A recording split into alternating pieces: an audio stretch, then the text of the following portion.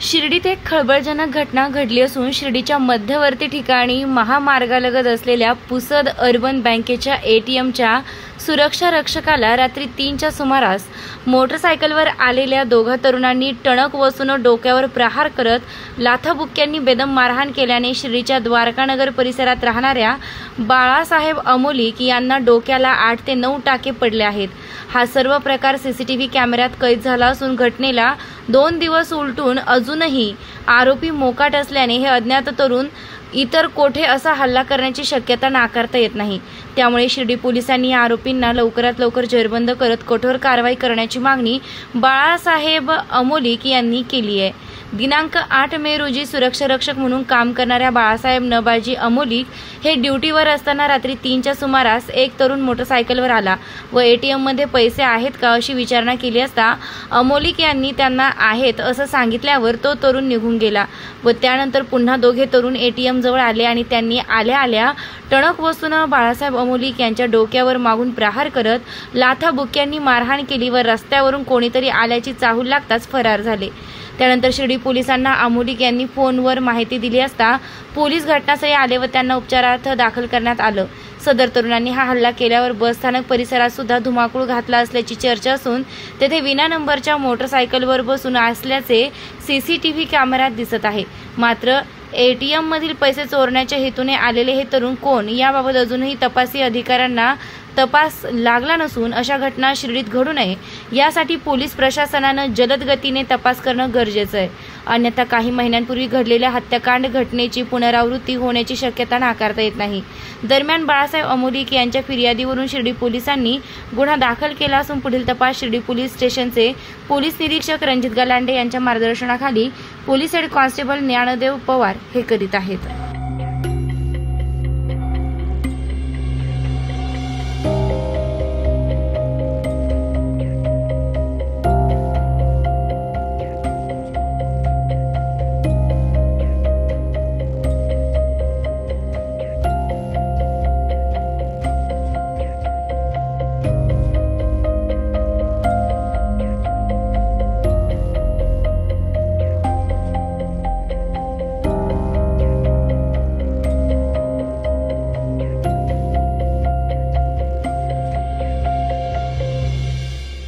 माझं नाव आहे ना बाळासाहेब नबाजी अमोलिक, राहायला द्वारकानगर। आणि रात्री 8 तारखेला एक 2:30 वाजता मी आपला खुर्चीवर बसलो होतो। तर 2:30 वाजता एक जण आला मला विचारायला का बाबा पैसे आहेत का एटीएम मध्ये। तर मी म्हणलं आहे।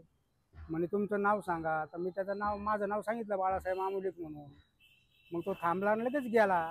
मग अर्धा पाऊण तासाने लगेच पाठीमागून 2 जण आले आणि माझ्या काहीतरी टणक वस्तू हातामध्ये होती त्यांनी माझ्या डोक्यात मारली आणि मला खाली पाडल्यानंतर चाकू हातात काहीतरी त्यांच्या हातात होतं लांबगुलचं काहीतरी।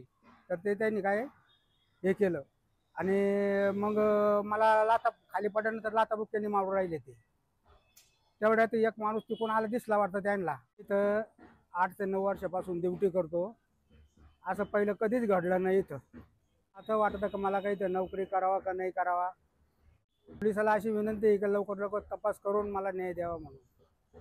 त्यांच्या अंगावर पांढरे शर्ट होते आणि त्यांचं वय अंदाजे काय मला सांगता येणार नाही, कारण मला खाली पाडल्यामुळे मला काहीच कळालं नाही वय किती काय। गाडी होती पण तिचा नंबर नव्हता गाडीला काही। मी पाहिलेच नाही शिर्डीमध्ये अजून ते पोरं ओळखीचे नाही माझ्या। आणि पोलीस गाडी आल्यानंतर हा माणूस आला।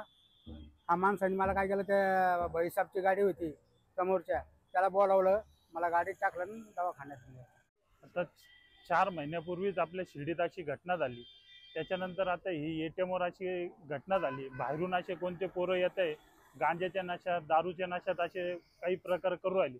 तर पोलिसाला आमची एकच विनंती आहे की लवकरात लवकर ते आरोपी धरावे आणि त्यांच्या कठोर ते कठोर कारवाई करावी आणि आमच्या मामांना न्याय द्यावा।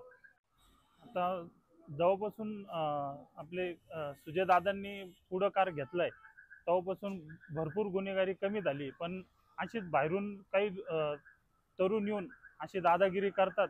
तर पोलिसांनी याच्यासाठी पेट्रोलिंग वाढवायला पाहिजे, रात्रीची पेट्रोलिंग वाढवायला पाहिजे। हीच आमची पोलीस प्रशासनाला विनंती आहे आणि लवकरात लवकर ते आरोपी अटक करावा ही आमची विनंती. सागर बाळासाहेब आमोलिक वडील हे 9 वर्षापासून इथं ड्युटी करतात. आता त्यांना हाणमार झाली रात्रीचे 8 तारखेला 2:58 तर ते पोरं काय ओळखीचे बिळखीचे नाही आमच्या. 4 महिन्यापूर्वी बी असाच किस्सा घडेल. आता जर माझ्या वडिलांचा जर जीव बिव गेला आता तर काय केलं. डोक्यात वस्तू मारेले, वडिलांना खाली पाडू मारेले. तर मग आता याच्यावर काहीतरी न्याय झालाच पाहिजे आणि पोलिसांनी लवकरात लवकर गुन्हेगार सापडायलाच पाहिजे. बाहेरून येणारे पोरं दादागिरी करतात, बस स्टँडवर बसतात, दारू गांजा पितात, नशेमध्ये करतात काही कुठाना. तर आता पोलीस प्रशासनाने न्याय द्यायलाच पाहिजे आम्हाला.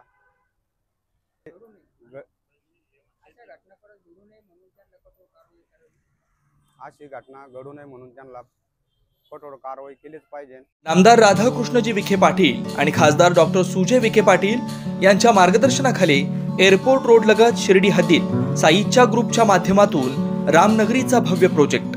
वैशिष्ट्ये: शिर्डी एअरपोर्ट रोड लगत बस स्टॉप, शाळा, बँक 5 मिनिटांच्या अंतरावर, ड्रेनेज व स्ट्रीट लाईट. प्लॉटमध्ये प्रशस्त श्री राम मंदिर, साई समाधी मंदिरापासून 10 मिनिटांच्या अंतरावर, MSAB पोल कनेक्शन, 20 फुटी अंतर्गत रस्ता व दोन्ही कडेने सुशोभित झाडे, रहिवाशांसाठी अनुकूल. शिर्डी नांदुर्गे शिवरस्ता लगत साई परिक्रमा मार्गालगत. प्लॉट लगत 18 मीटर प्रस्तावित रस्ता. तर त्वरा करा, आजच आपला प्लॉट बुक करा. बुकिंगसाठी संपर्क करा श्री गणेश तोरडमल 99 21 21 95 61, श्री शुभम वेणुनाथ गोंदकर 97 67 06 66 85.